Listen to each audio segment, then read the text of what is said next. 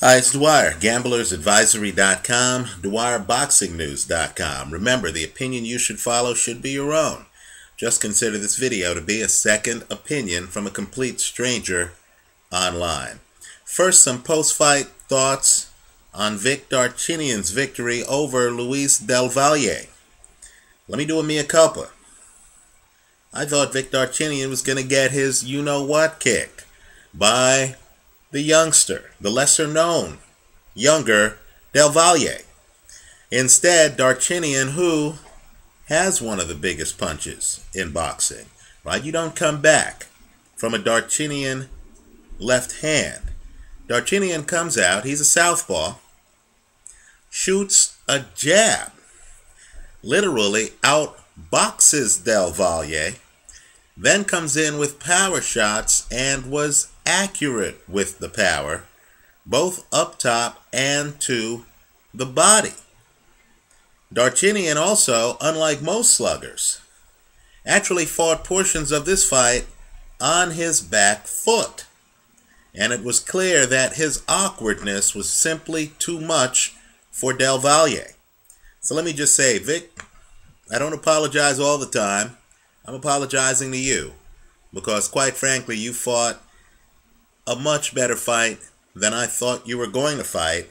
I give you the win. You've earned the win, obviously, and I congratulate Darchinyan on really an excellent performance. I encourage everyone to look at the film footage. I've posted the footage on my channel page. I believe it's that good.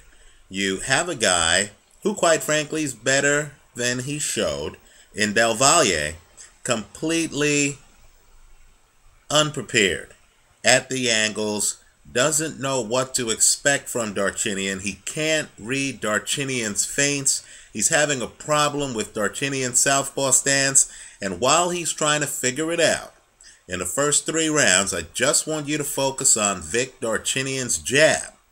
Darchinyan is literally jabbing the young man to death. Then, of course, when we get to the later rounds, Darchinyan starts landing power shots, and of course, Darchinyan has some force behind his punches. Excellent performance by Darchinyan. That was a swing and a miss for me.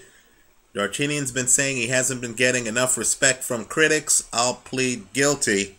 I did expect Darchinyan to lose that fight. Now, speaking of the hardest hitters in boxing, I'll put Darchinyan on the list. Some other names: Randall Bailey. I know viewers have written me about Bailey's punching power. Canelo, Vladimir Klitschko, Lucas Mathis. Let me add another name. This is a name you need to know, and he's going to have a huge fight, and that's Bermane Stiverne. This guy, as an amateur, beat Robert Helenius and beat David Price, right? He is one of the hardest punchers in the sport. I would encourage anyone who wants to research this guy to look at his fight against Kurtzman Manswell. Devastating. Just devastating power. He also has a pretty good jab, but it's infrequent, right? In other words, he throws a jab, it looks like a piston. It looks pretty good to me. He just doesn't throw it enough. And unfortunately, he's 6'2". He doesn't have the height, the lean, to hide behind a jab like some others in the division. Vladimir Klitschko, for example, right? He also doesn't bounce his way in. In other words, guys aren't going to stand around, even when you have a big punch, and let you walk up and punch them, right? No, you have to find a way to get inside. And let me just say, you know, in heavyweight history, you look at some guys with some pretty big punches. Jack Dempsey, right? Rocky Marciano, Mike Tyson, Joe Frazier. These guys all tried to deke you to get inside, right? You know, Rocky Marciano would come in so low that tall fighters would have to go looking for him. And of course, as you lean forward, Marciano was coming up with a hard uppercut or some hard punch that would take you out. Power in both hands, right?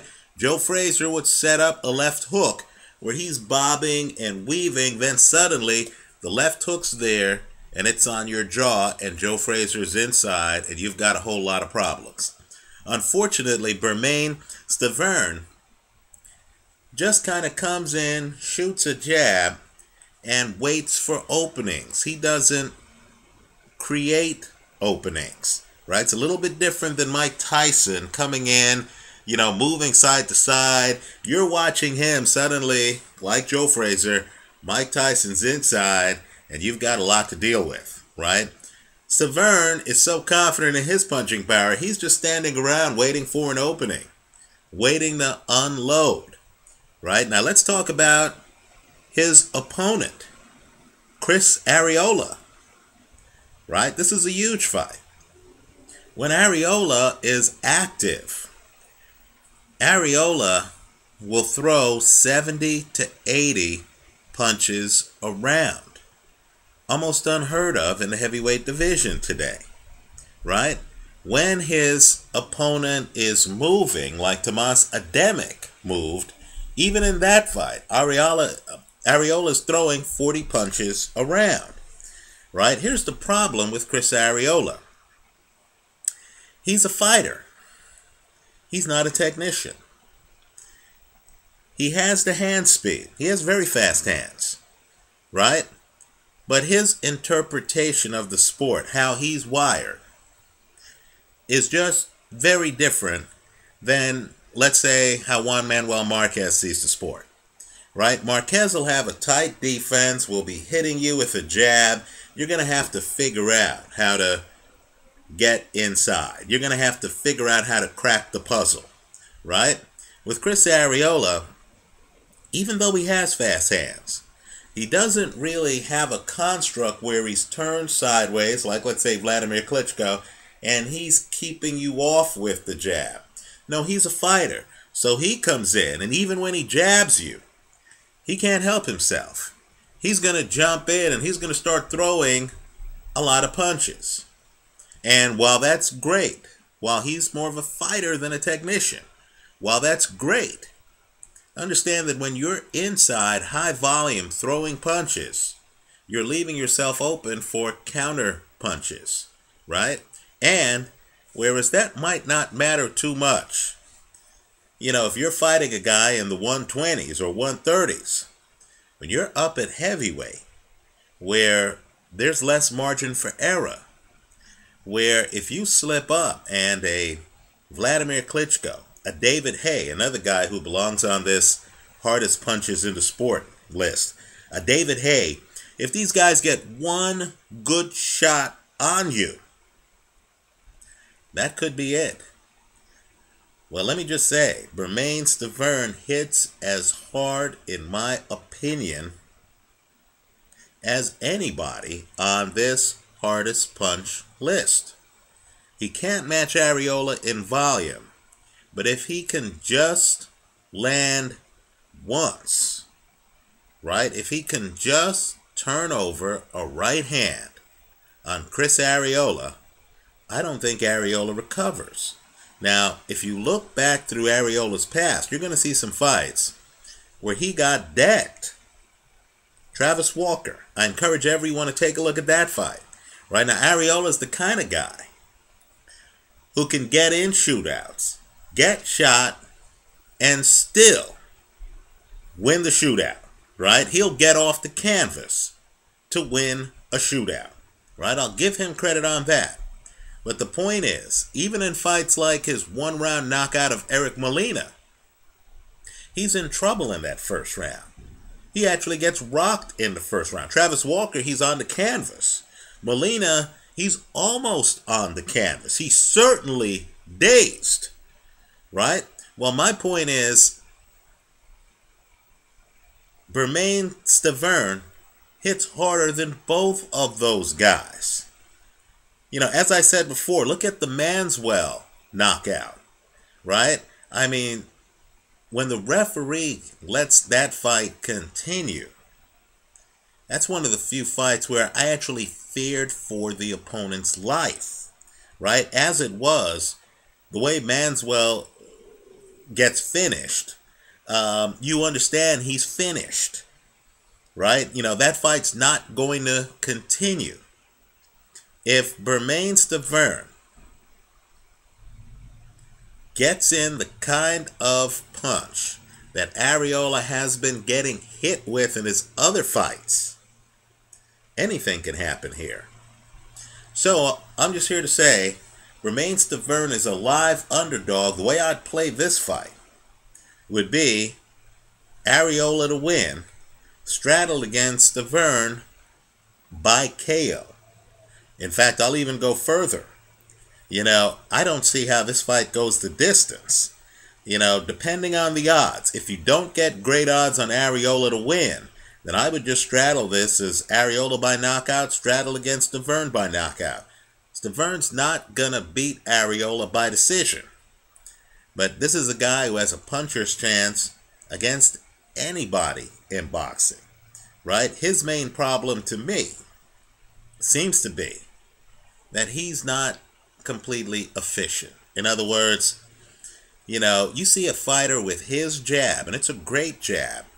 He should be living by that jab. He should be throwing that jab almost non-stop to set up the power shots. Also, you see a guy with his power, he should have more moves on how to get inside so we see the power, right? Even a Mike Tyson, you know, with great power in both hands, had ways to get inside. He didn't just stand outside and say, I have the power, I'll just live by it, right? No, you have to figure out how to get inside. And, you know, all I can say is the sky's the limit for Stiverne if he can figure it out, right? But he's certainly a live underdog in this fight. This is a fight you need to circle on your calendar. Chris Arreola against Bermane Stiverne. Expect fireworks. Expect big punches. Let me say this too. Arreola's a big puncher. But even a big puncher isn't as big a puncher as the guys on this short list I'm talking about. David Haye, Vladimir Klitschko, Canelo, Randall Bailey, Lucas Mathies. These guys take you out.